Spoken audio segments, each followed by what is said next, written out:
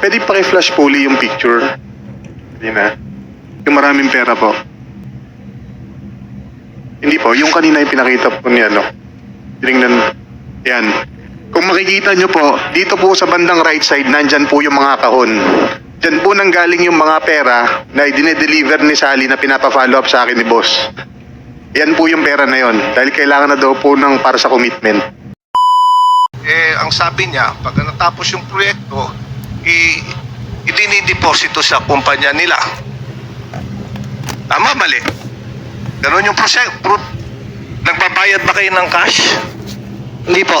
Through LDAP. Sabi mo kanina that from all those years of serving the DPWH galing sa Laborer 1 hanggang naging of yung mga patakaran na lituntunin ng DPWH. Yes, Your Honor. Legal ba mag-subcontract? Hindi po, Your Honor. Legal ba yung manghiram ng lisensya? Hindi po, Your Honor. Pero nandun ka. Your Honor, Kilala mo lahat ng nandun. Your Honor, hindi ko po kasi alam kung ano po ang arrangement nila, kung sila po yung mag-partner, joint venture o nanghiram lang po. Hindi ko po kasi alam kung ano arrangement po nila, Your Honor. Pwede ba naman yun? Sa tagal-tagal mo doon at may nagbibid, maaari ba namang dahil pagka nagbid sila, malalaman mo kung joint venture yung kumpanyang nagbid o isang kumpanya lang. Hindi ba gano'n yun? Your Honor, hindi po ako member po ng BAC, Your Honor. Kahit hindi ka member ng BAC, pwede ba namang hindi mo malaman kung kanino na-award yung isang proyekto? Dumadaan po sa akin yung mga recommendation po, Your Honor. Di malalaman mo kung joint venture kasi kung joint venture yung kumpanya, may dalawang kumpanya na nagsama, tapos pipirma ka sa kontrata. Hindi ko naman po lahat na nare-review na po yan, Your Honor, pagdating po sa akin. Yeah, isn't that part of your responsibility to review contracts which are awarded, lalong-lalo na pagka ang amount ng kontrata ay napakalaki dahil just looking at that picture na napakadaming pera, baka lalampas na 100 milyon yung nandun kasi hindi nyo tinitignan. Your Honor, Ako nga, barya-barya lang, binabasa ko. Your Honor, kasi po it was recommended already by the BAC. Naniniwala po ako dun sa recommendation po nila, Your Honor. But even if it was recommended by the BAC, isn't it your responsibility as the district engineer to make sure of the accuracy of what is being paid at kung kanino mapupunta yung pera? Yes, Your Honor. Na-admit ko po yung may pagkukulang ako because I rely on the signature of my personnel, Your Honor. Now, knowing na merong hatian o kaya merong nangungontrata who is not qualified to contract with the government at nanghihiram lang ng lisensya, isn't it your duty to report it? Your Honor, hindi ko po kasi alam ang arrangement nila. Unang-una po. Whether you know kung ano yung arrangement nila o hindi, isn't it your responsibility to report any wrongdoing? Yes, Your Honor. How many times have you reported the same? Noon lang po yung pangyayari na witness ko po yung ganyang bayaran po nila, Your Honor. So you have never reported an incident? Yes, Your Honor.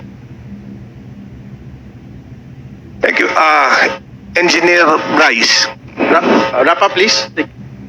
Yes, may I know kung ilang beses nagkakaroon ng ganyang klaseng hatian? Pwede paki-flash puli yung picture. Hindi na.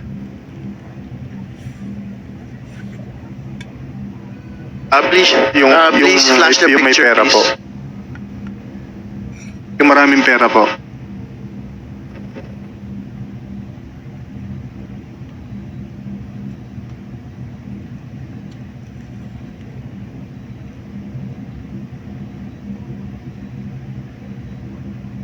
Hindi po, yung kanina yung pinakita po ni ano.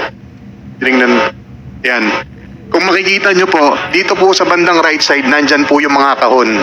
Diyan po nanggaling yung mga pera na dinedeliver ni Sally na pinapa-follow up sa akin ni boss. Yan po yung pera na yon. Dahil kailangan na daw po ng para sa commitment. At kanino mapupunta yung pera na yan? Hindi ko po alam kung sino kausap ng boss ko. Basta yan po, pinalatag lang po Hindi, dyan. pero bayad ba yan sa kontraktor? Hindi po. Okay. Sige. Meron ba bang susunod na picture? Okay. Now, so hindi lang minsan nangyari yan.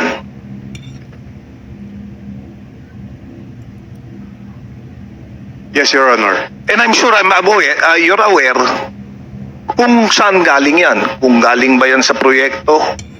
Tama o mali? Sa pagkakatanda ko po, sa project po yan galing. Kung galing sa proyekto yung mga ganyan at hindi lang minsan nangyari, I'm sure pagka na-identify natin kung ano yung proyekto, malalaman natin kung Yes po. saan lugar yon. Tama, mali? Yes po, Your Honor. And sino yung maaaring maging involved? Yes po, Your Honor. Meron ka bang listahan? Hindi ko po matandaan pero susubukan ko pong hanapin sa mga files ko, Your Honor. Talking about the listahan, Mr. Diskaya, yung sinabi mo kanina, yung iba nakakaharap mong personal, yung iba sinasabi lang sa'yo. Yung iba, sabi mo, kinukonfirm lang sa telepono. Meron ka bang, napanood ko sa Senate, sinabi mo meron kang ledger. Meron po, Your Honor. Meron ka rin bang record ng mga number o palitan nyo ng mga messages ng kung sino man ang nakakausap mo?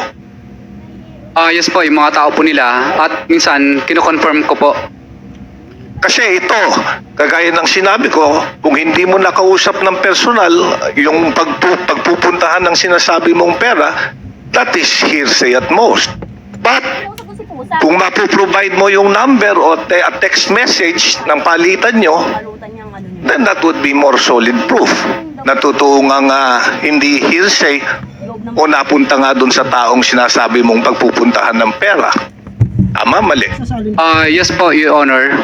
Kaya nga, sabi ko nga, And do you have the same? Minsan po, tawag lang po yung honor. At saka iba naman po, yung okay na. Ibig sabihin, hindi na po pinahihirapan sa implementation. Last question, please. I think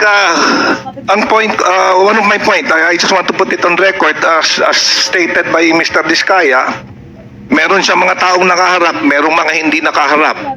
I just want to establish the fact that may mga taong hindi nakaharap na maaaring ginamit lang yung pangalan. Kaya ang gusto ko is for you to provide and establish na yung mga sinasabi mo is not mere hearsay. And the only you could do it is to submit proof na yung sinasabi mong pagpupuntahan ng pera o nagsabing mang nanghihingi, siya nga yung nanghihingi. Your Honor, ano po, hindi sila pumipirma sa ledger, hindi po pumipirma.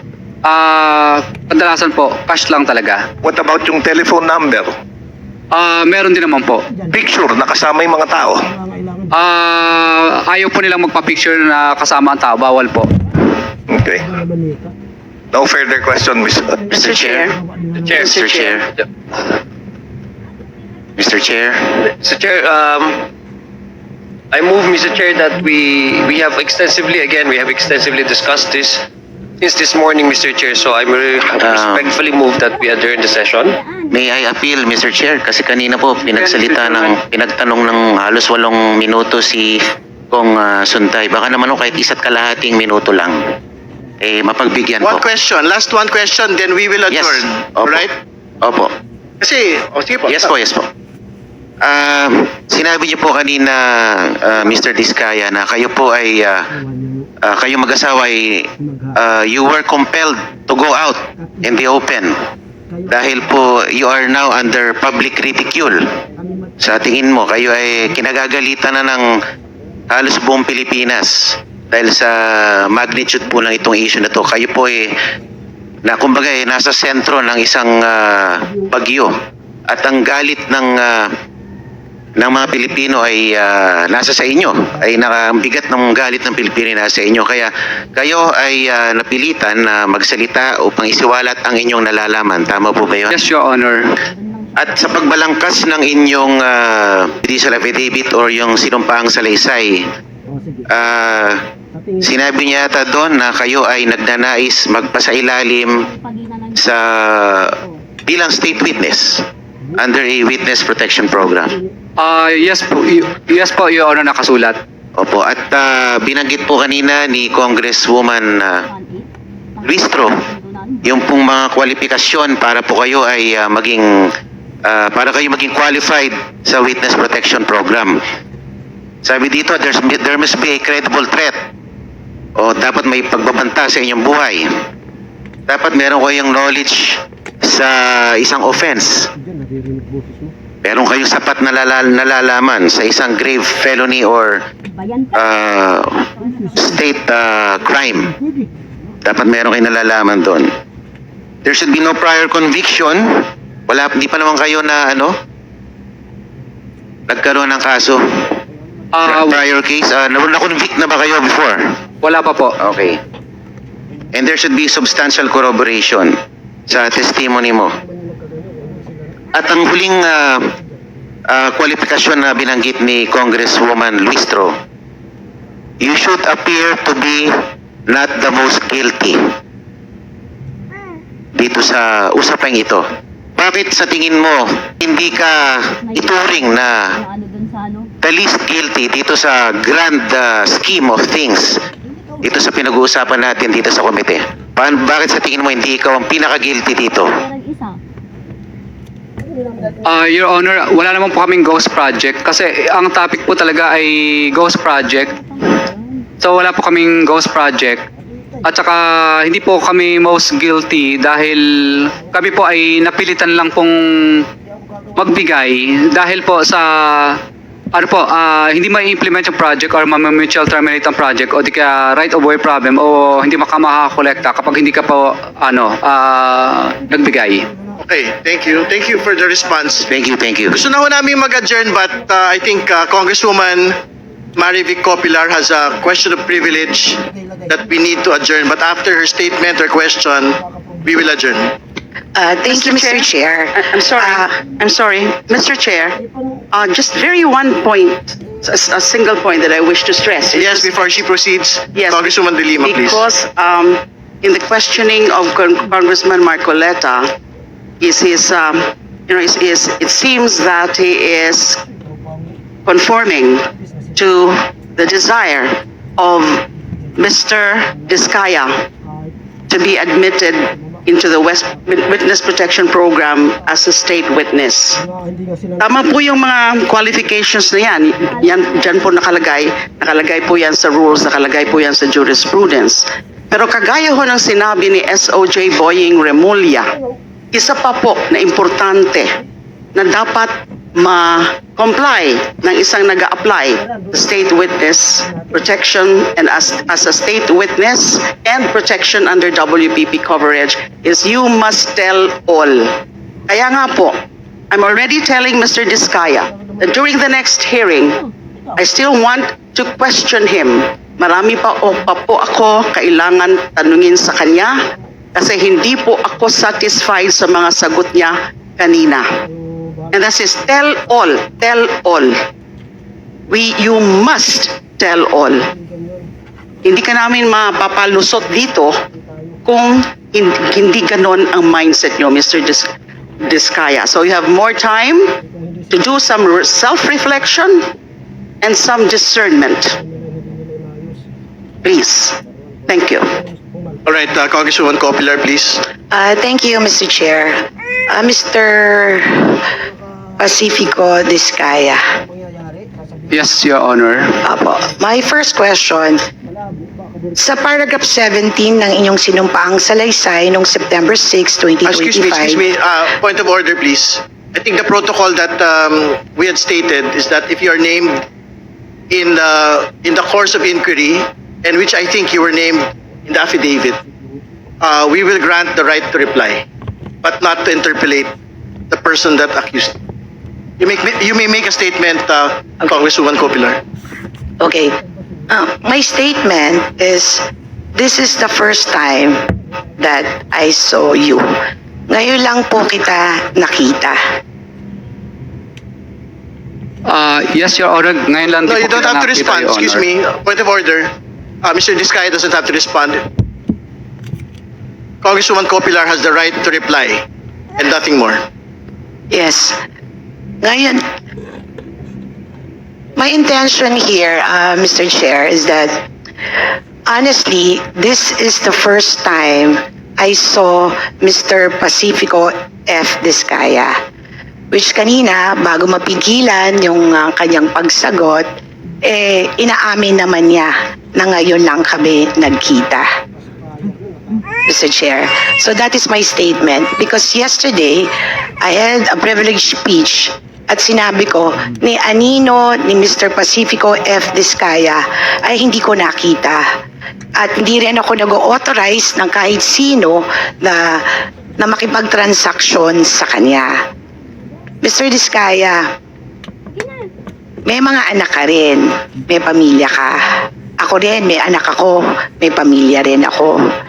Sana naman, pakiusap ko sa iyo, huwag ka naman mandawit ng mga pangalan na alam mo sa konsyensya mo at sa loob mo na hindi tayo nag-usap, hindi tayo magkakilala, at higit sa lahat, wala akong transaksyon sa iyo.